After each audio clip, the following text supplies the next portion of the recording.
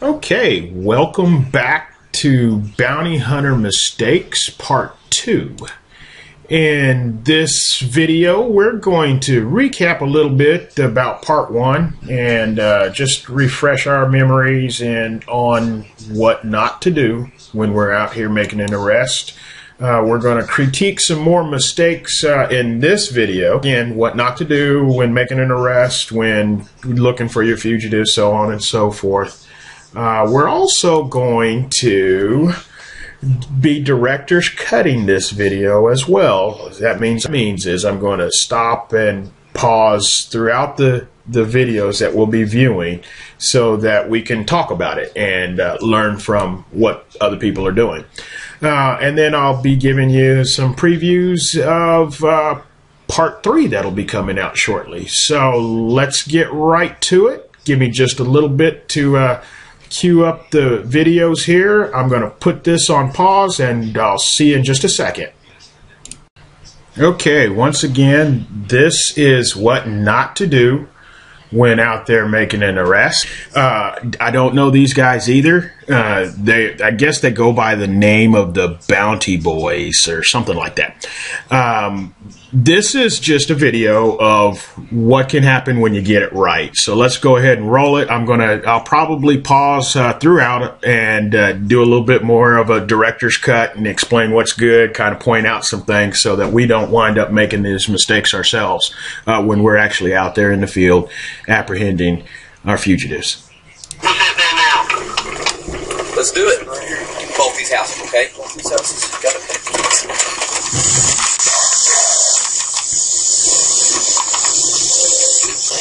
They cracked the blind right here and looked out and bailed on it. Okay. I'm going to pause right here real quick. Apparently, you can tell that this video, that they did edit it themselves. I believe this is their own video that they're, promoting themselves. And again, I'm not taking anything away from them. I'm not bashing these individuals, especially if you're the individuals that are in the film here. That's not what I'm talking about. We're strictly critiquing the procedure. We're talking about the procedure and what was good and what can be improved on. Now, one of the things I want to point out here is this guy is, I don't see any defensive stances or any defensive positions being taken. If the guy is seeing and noticing that there's activity inside of the dwelling, you always want to err on the side of caution because safety is paramount in all that we do, correct? So there needs to be some defensive and safety posture going on here. In other words, getting behind that the brick area there, getting right here, maybe and looking into the windows just in case they start throwing hot water, whatever, bullets, out the windows. You don't want to just be standing like here or just this guy just aimlessly walking up. Oh, it's all good. And that's because they're in the mindset. I'm not saying that they do have, but a lot of bounty hunters get complacent with what they're doing and say, oh, this is just a quote unquote typical pickup or a routine pickup. There's no such thing as a typical or routine pickup, okay? There's no such thing. Anything that can go wrong will go wrong when you least expect it. And that's because we're dealing with people. People are dynamic and fluid and forever changing, meaning that everybody has their own personality. So I don't want people to, don't get into that routine that, oh, this is just another pickup and just so cavalierly walk up to the door and expect them to come out at your command. That's not always going to happen. Let's roll the tape. You should have been forced, but you didn't come to the door. We're going to be coming in. That's below the house. There's a room to get underneath as well, guys. There's a crawl space right there as well. Oh, don't make us do this to your family. Come to this door right now. You got a 150 first and move the blind. Yeah, they cracked the blind right there. We got 150 in the door, too. This is your last warning. We're going to be making the door down. You hear me? 23, give them a final warning that we will be making entry. Last chance to come to the door. You guys tell them that we're going to be making entry if they don't come to the door. You let me know, 23, you get something. We're getting ready to make entry. Oh, yeah. You do enforcement. Can you hear your voice right now?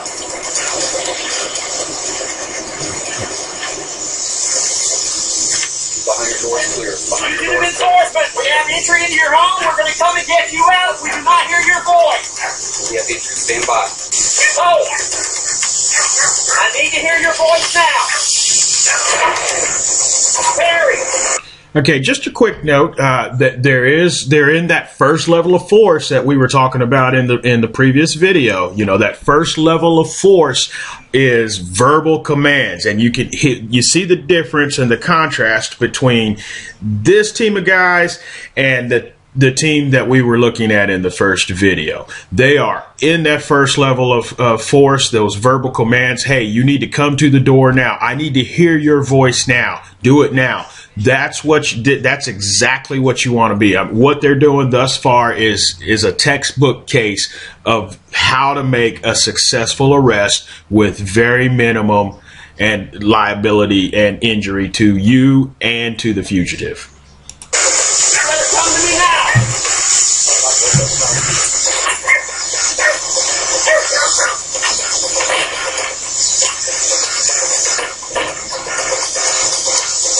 George, it's your last chance. This is your last chance to man up. Listen, this doesn't open this way. I got moving on front back side down the side. I'm just going to move up slow to get this down. George. Little sidebar there. Don't know why that guy had a couch completely lifted up. You know, obviously the clearance between the floor and a couch, man, you know, unless they're a crackhead that weighs you know, 90 pounds or something, I don't see how any grown adult's going to be able to hide underneath a couch. But anyway, you know, I guess he had his reasons for looking under there. Stay right there. George, listen, man, we work for your bondsman.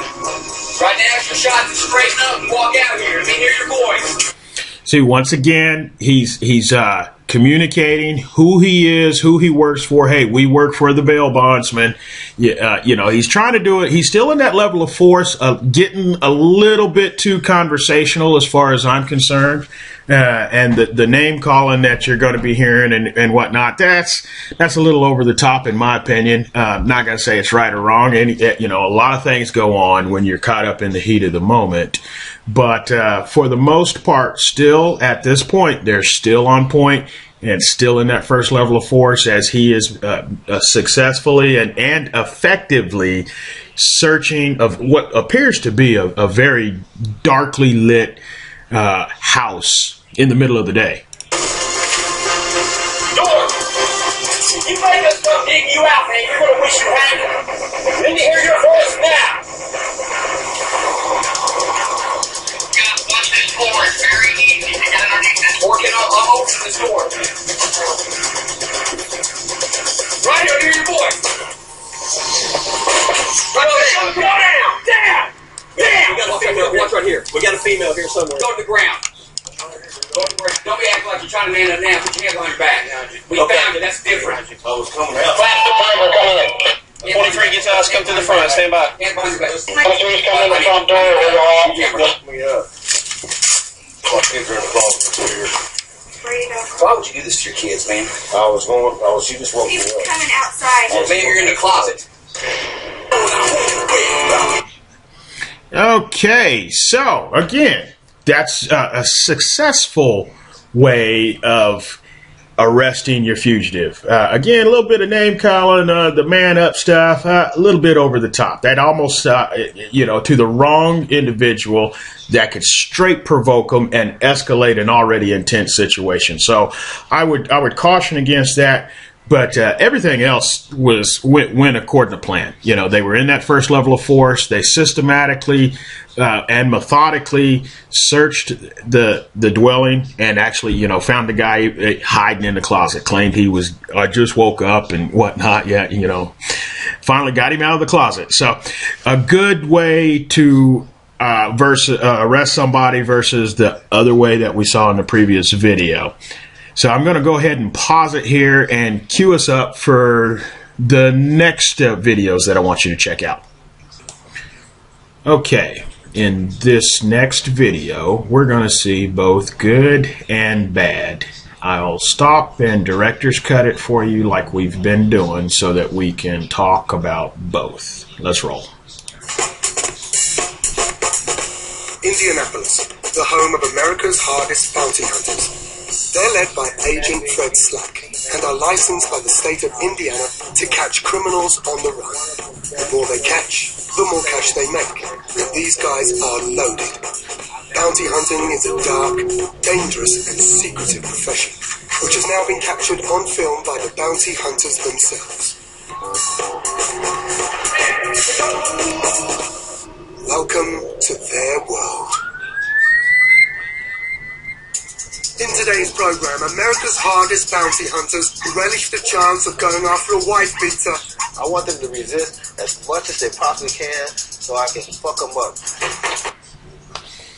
Really? Once again, this is him saying this on video so that it's forever out here on the internet so that anybody can pick it up now and use it against him. Should he ever be called into question for any kind of arrest that he makes where the defendant tries to sue him or the defendant gets put in the hospital, you know, remember what we talked about in the first video. What is the only response you're supposed to give for any kind of level of force that you administer on the defendant when they're resisting arrest? You know, it's supposed to be, I use the minimum force necessary to neutralize the situation. What he just stated is not that correct response. He's going to wind up being in jail with the people that he's arresting. And trust me, guys, it's not if, it's when that kind of attitude, along with those kind of responses, catch up with him. He will, you know, the first time somebody gets hurt, they're going to play this video in court and say, okay, enough said. Right? I mean, how's he going to be able to defend against that? Because we already know what his true intent is. And, you know, for the most part, Slack looks like he's got a pretty good team. So far, you know, there are some things that I've seen thus far that look pretty good. You know, number one, they've got a team that they're working together on. They're working as a team. There is a little bit of organization. It appears that they do have meetings. You know, I saw a board meeting room or whatever in there. So that's a good thing. But, you know, Slack really needs to, I challenge him to connect more with his team, because if they're saying this on camera, what else are they saying when there's no cameras rolling? What else are they doing when there's no cameras rolling? So if you're a team leader, if you're the owner or the leader of your team, make sure you're staying connected with your team. Because, again, everything you do and everything you don't do can equal liability for you. So make sure you're staying connected. We don't want that kind of attitude on our team. We don't want that kind of behavior on our team, because it's just going to equal liability somewhere down the road. And liability in our business equals dollars. And guys, if it don't make dollars, it don't make sense. Let's roll. Nail a couple of low-life drug dealers and go after a guy who'll do anything to avoid spending the next 30 years in jail. As we got to the top of the stairs, the defendant jumped out the second-story window.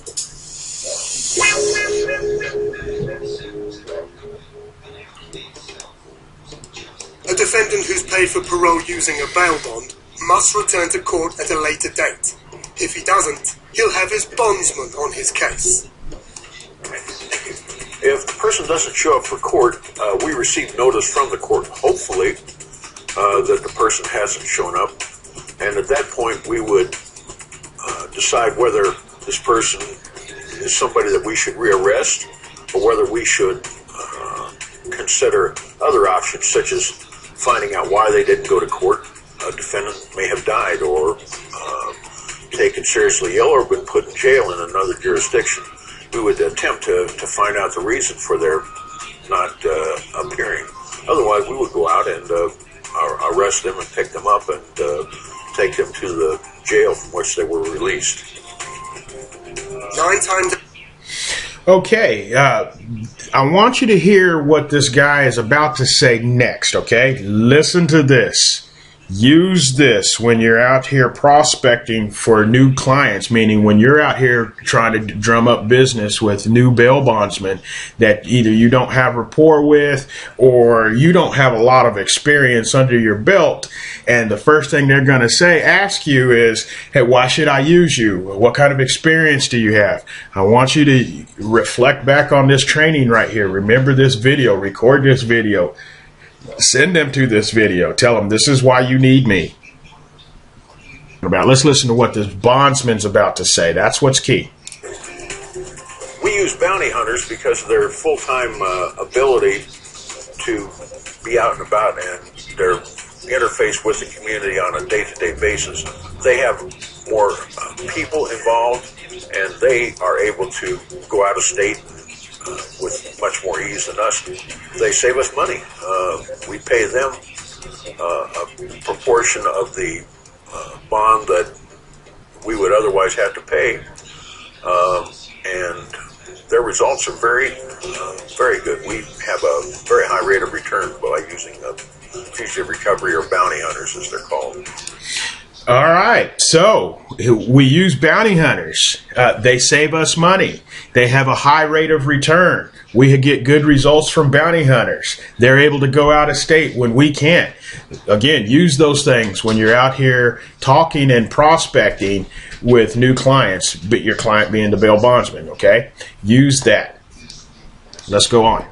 When Steve Keller's not smacking his wife around, he's nicking other people's cars.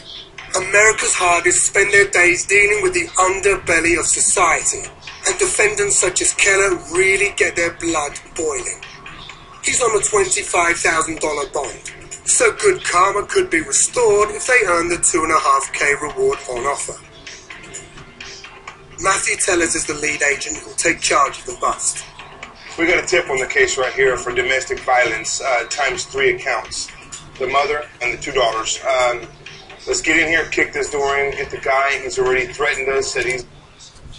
Okay, well, this one, I'd like to have Slacks back on this one, but he's sitting right there at the table. Let's get in there, kick this door in, get this guy. He said he's going to, whatever.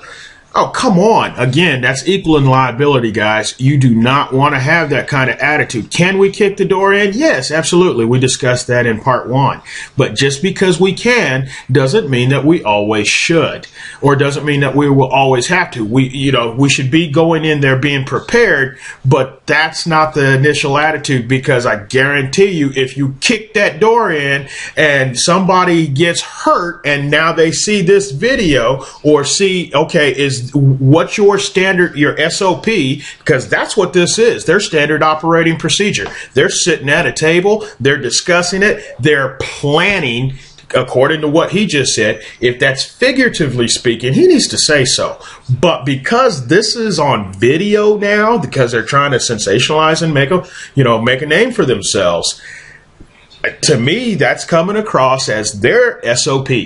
We kick indoors and first and ask and take names later. That equals liability, man. That's what separates professionals that have been doing this for over 20 years and have recovered thousands of people and have trained hundreds, if not thousands of agents from others that are just here today and gone tomorrow. Let's roll on and see what else they have to say. You want to beat all of our asses? Hey, let's see if he can. He was arrested for domestic disturbance, which is the same thing as assault. He got in a fight with his wife. Cops come out, arrested him. And on this case here, what happened was he got into another fight with his wife. He was going to assault her viciously, he said. We got a call from the wife, and the defendant was in the upstairs of the apartment. And she said, listen, please, before he beats my ass, come and pick him up now. 2,000 women are murdered by their partners in the US every year, a fact that is at the forefront of the bounty hunters' minds when going after defendants such as Keller. The information I received was that the defendant was living in an apartment on the east side, and the motorcycle would be in the front yard. We've been searching for this guy for about 2 months. And the CI called back Actually, Matthew went to go to the house, apartment over here, 34th and Shaler. And supposedly the defendant was there now, but there's other neighbors next door that's friends to him. He could be in their apartment, so we have to actually wait for him to come out and watch him go back in the apartment. If we don't, then we're going to lose him. Should be right here. Yeah, it's right there. Where the motorcycle is. Now we had kids on the bicycle, that's where. When we arrived at the address, we pulled up to the front of it. And when we pulled up to the front, the defendant had recognized one of the vehicles that we were driving. Matthew, go ahead and vest up. Fight! Okay, I'm going to pause right there for a minute. And once again, they're doing some things that are good, but how they're doing them can be just a little bit better. Again, I do appreciate the fact that they do have somewhat of an organized and structured system going on. I like the fact that they're planning and discussing things at a table. That's key. That needs to be done. They also but I think there's some things that they can work on and improve on. And I want you to pick up these things so that when you're working with your team, you won't make these same mistakes. First and foremost, they need to do their due diligence. Now, I just heard him say that, hey, we pulled up to the vehicle, the guy was outside, and he instantly recognized one of our vehicles. Well, you're not doing your due diligence if that's the case. You need to be reconning that place. That's conducting reconnaissance, gathering information, intelligence gathering. But that's always done in the form of a pretext. Okay, we're going to talk about pretext in part 3, but that's how you need to be getting that information. Not coming up there in big bad bounty hunter uniform, asking where is Joe Skip at, and expecting somebody to just hand him over to you. That's not how this works, and that's the majority of the reason why the majority of bounty hunters have a hard time successfully apprehending their guys, is because they're forever trying to advertise their shield to the wrong people. The defendant don't care what you're wearing, So in a sense, they kind of do, because they want you to come up there in uniform like that so that they know who you are, so that then they can run and hide or start lying. But if you're coming up in the form of a pretext, you won't have that problem. You won't get made. You won't have somebody run on you. Okay, let's roll. He then instantly darted out the screen door, flew to the left, and ran around to the back of the house, and there it started, a foot pursuit. The team needs to react quickly if they are to prevent Keller from getting away. All the agents took off. I drove up accelerated real fast to get my team closer. And when we got there, we thought he ran into one of the apartments. The foot pursuit was, it actually lasted probably 15 minutes because there was several agents running everywhere trying to locate the defendant. He had disappeared. So we all were on the hunt for him.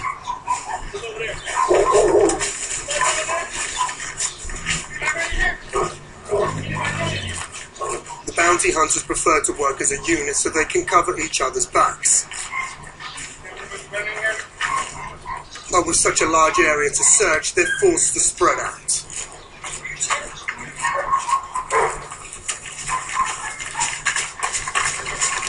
Okay, I'm going to pause right here once again. We just discussed the pretext, and failure to do that gets you to where they're at right now, which is the guy saw him coming and started running. What I don't see, even though it's a good thing that they're operating as a team, had they reconned this place in advance, they would already have these search points covered. They would have already known, okay, these are all possible avenues of escape. These are possible places that he's going to hide. I want you to cover this point, and this point. We're going to take lead entry on this point of entry. I want you on the back door, so on and so forth. And failure to do those things results in this. And, granted, again, they're on camera. I'm not saying what they're doing is wrong or just totally bad. We are pointing out how it can be improved, though. So I just want to make that point out. Working in isolation like this leaves them vulnerable to attack. The hunt becomes a dangerous game of hide and seek.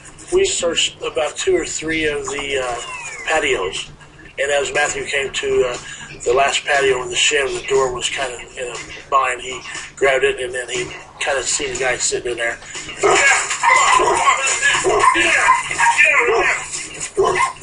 We caught the defendant hiding in what we call a trash shed until the trash day.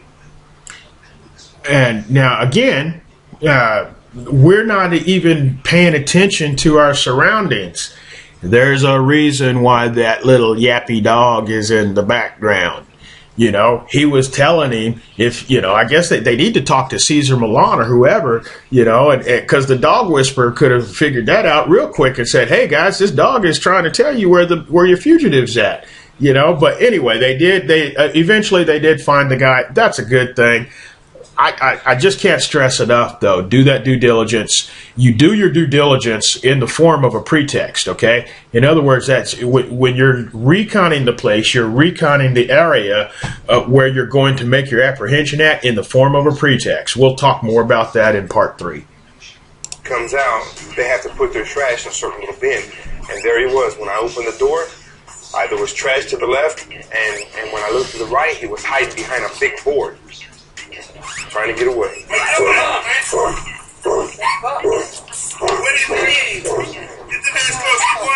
When I found him hidden in the trash shed, I thought to myself, obviously he was just a little bitch, running scared.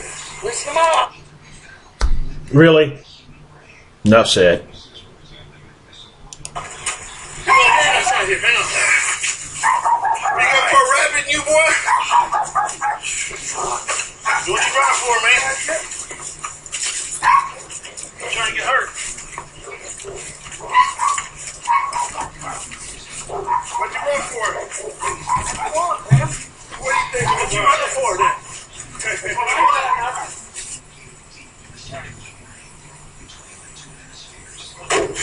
It's ironic that Keller tried to seek shelter amongst the dustbins, as he's now living with the worst kind of trash that Indiana has to offer. Criminal trash. The defendant ended up getting a sentence of 2 years and then a sentence of 3 years to complete 5 max, which is 2 for 1. So he ended up getting closer to 2.5 years. Okay, so in this video, I showed you how not to make mistakes that unprepared and untrained bounty hunters make. I also showed you how it's done correctly, how to be in that first level of force, always communicating with your team, always communicating with the fugitive that you're actually arresting, and by doing so, how that's going to reduce your liability. In part 3, we're going to talk about proper search and seizure and how to do pretext. I'm going to tell you all about pretext, because if you don't do pretext correctly, you could end up in jail with the fugitive that you're arresting. I also have a gift that I think will benefit you also. So until then, replay this video, get your team on board with this super cool new stuff that you just learned, and I'll see you on the next video.